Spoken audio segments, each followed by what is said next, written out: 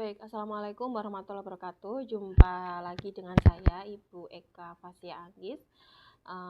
Pada hari ini kita akan belajar tentang kasus referral ya. Di dalam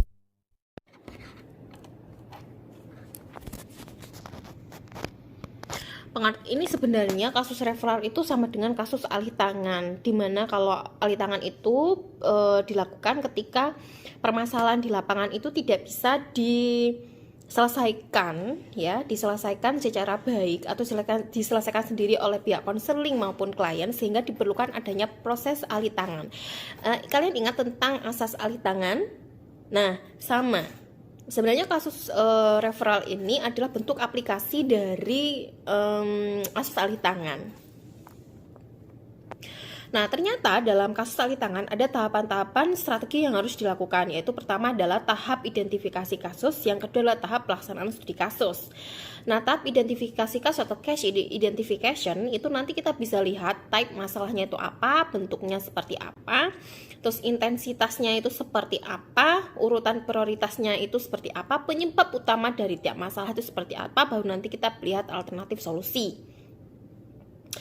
Yang pertama jenis kalian sudah tahu ya tahapan-tahapannya dari sini, bisa dibaca di slide saya. Nah, ini adalah tahapan pelaksanaan studi kasus. Misalnya ada waktu konseling, ada tempat konseling, siapa yang melaksanakan konseling, dan bagaimana pengelolaannya. Terus yang selanjutnya adalah, nah ini hal yang penting ya, important, bagaimana konseling itu bisa di manajemen. Pertama adalah program planning. Program apa saja? Whatever program, what to do in guiding counseling teacher to solve problem, gimana mereka akan bertemu dengan parents, orang tua wali murid, terus dengan guru-gurunya maupun teman-temannya. Nanti kan ada undangan wali murid, misalnya kalau ada masalah ya, orang tuanya juga diajak bicara, gak bisa kalau ada hanya kliennya aja. Yang kedua yaitu pengorganisasian. Nah, ini harus ada secara jelas dan terukur.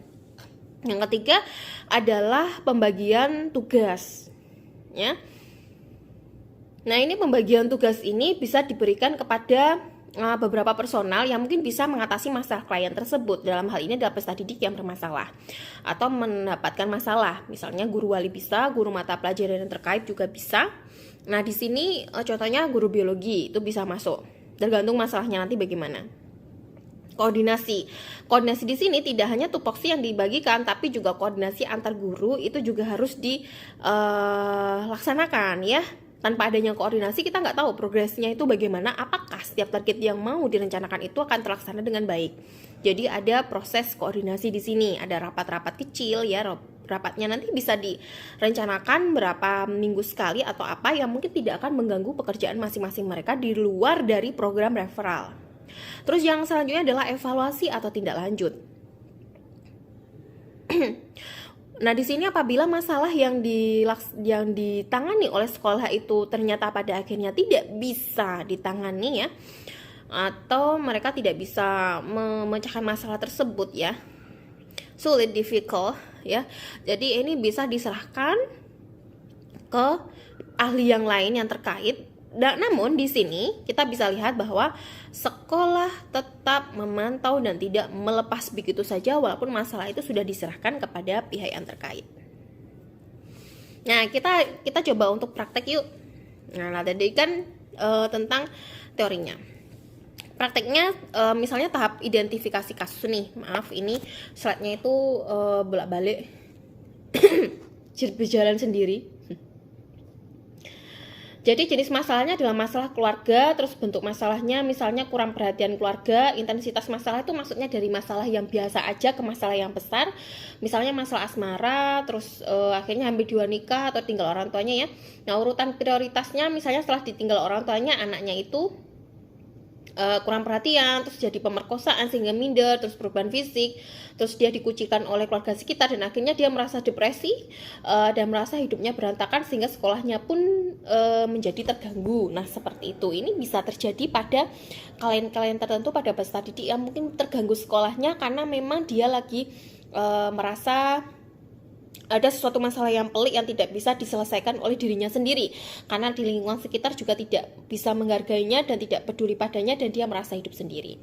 Nah, di sini alternatif solusinya yaitu adalah guru konseling bisa menggunakan teknik prognosisi, di mana guru wali ataupun guru mata pelajaran terkait atau guru BK itu bisa mengadakan pertemuan ya, heart to heart. Dan apabila tidak bisa terselesaikan, ini bisa dialih tangankan kasus yang disebut dengan kasus referral. Jadi nggak langsung kasus ini kasus yang dialami oleh siswa itu dimasukkan ke kasus referral, enggak, tapi harus diidentifikasi kasusnya dulu, apakah kasusnya pelik atau tidak bisa diselesaikan atau enggak. Nah, kalau sudah tidak bisa, baru nanti kita membutuhkan sekolah tersebut membutuhkan orang lain atau ahli yang lain untuk bisa menyelesaikannya. Selanjutnya adalah tahapan pelaksanaan studi kasus. Nah, tahapan pelaksanaan studi kasus itu yaitu waktu konseling, tempat konseling, dan siapa yang melaksanakannya, bagaimana pengelolaannya.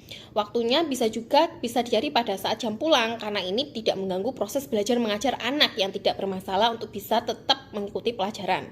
Yang kedua, tempat konseling bisa juga di ruang guru BK. Nah, ini yang mengadakan konseling tidak harus guru BK, tapi juga guru-guru yang terkait yang mungkin bisa membantu permasalahannya. Siapa yang melaksanakan konseling? Anak ya, anak sebagai klien dan yang lainnya yang sebagai konselor. Bagaimana pengelolaannya? Ini bisa menggunakan strategi-strategi, bisa dengan konferensi kasus, kalau tidak bisa ditangani bisa dengan bentuk referral. Nah, itu adalah beberapa tahapan-tahapan yang adik-adik sekalian dalam praktek dalam tahap identifikasi kasus. Jadi tidak semua kasus itu langsung tiba-tiba ini masuk kasus yang sulit, itu enggak, tapi kita harus mengidentifikasinya dulu. Kenapa kok anak itu kok merasa hidupnya berantakan? Kita bisa mengurutkannya dari masalah yang mungkin paling kecil problemnya, kemudian menuju ke arah masalah yang mungkin memuncak sehingga dia merasa depresi atau merasa berantakan hidupnya ya.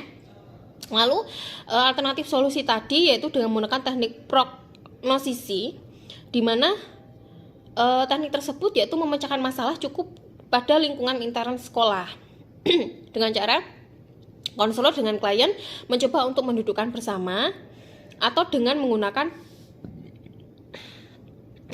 pertemuan-pertemuan tertentu untuk bisa memecahkan masalahnya tadi, yaitu dengan cara apa masalahnya, bagaimana kamu kok merasa hidupnya berantakan, tolong bisa ceritakan dari masalah yang awalnya seperti apa, terus urutannya bagaimana sehingga bisa menghasilkan konflik puncak yang menyebabkan si klien berantakan. Nah, itu kan penting ya, proses itu penting sehingga nanti setiap konselor itu tahu faktor penyebabnya itu apa, kok bisa menjadi hidupnya berantakan. Nah, seperti itu. Nah, apabila dari sekolah tidak bisa menangani dalam kasus hal ini perlu adanya ahli lain dalam mengatasi permasalahannya, yaitu dengan mengundang psikiater.